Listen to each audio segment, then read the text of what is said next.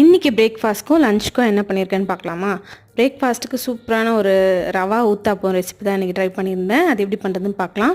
First ஒரு cup ரவையை வந்து கடாயில் போட்டு ஒரு 2 நிமிஷத்துக்கு நல்லா வறுத்து எடுத்துக்கிட்டேன். தனியாக எடுத்து வச்சிட்டேன். ஃபஸ்ட்டு ஒரு பவுலில் ஒரு 1/4 கப் தயிர், 2 டேபிள் ஸ்பூன் வந்து அரிசி மாவு, கொஞ்சமாக பேக்கிங் சோடா, உப்பு, அப்புறம் வறுத்து வச்சுருந்த ரவை எல்லாத்தையும் சேர்த்து நல்லா மிக்ஸ் பண்ணிக்கணும். கொஞ்சமாக தண்ணி ஆட் பண்ணி மட்டும் மிக்ஸ் பண்ணி ஒரு 1/2 அன் ஹவருக்கு அப்படியே ஊற வச்சிடலாம்.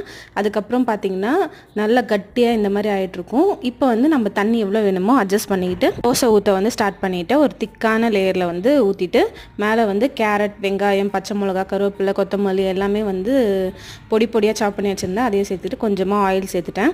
பின்னாடி பக்கம் பார்த்திங்கன்னா நல்லா கிறிஸ்பியாக வந்துருந்தது. மேலே வந்து சாஃப்டாகவும் கீழே வந்து கிறிஸ்பியாகவும் இருந்தது. சூப்பராகவே இருக்கும். இதுக்கு காம்பினேஷனாக இன்றைக்கி கார சட்னி தான் பண்ணியிருந்தேன். லஞ்சுக்கு வெண்டைக்காய் புளி குழம்பு, கூடவே வந்து கொஞ்சமாக கீரை இருந்தது, கீரை பொரியலும் சௌ சௌ கூட்டும் தான் பண்ணியிருந்தேன்.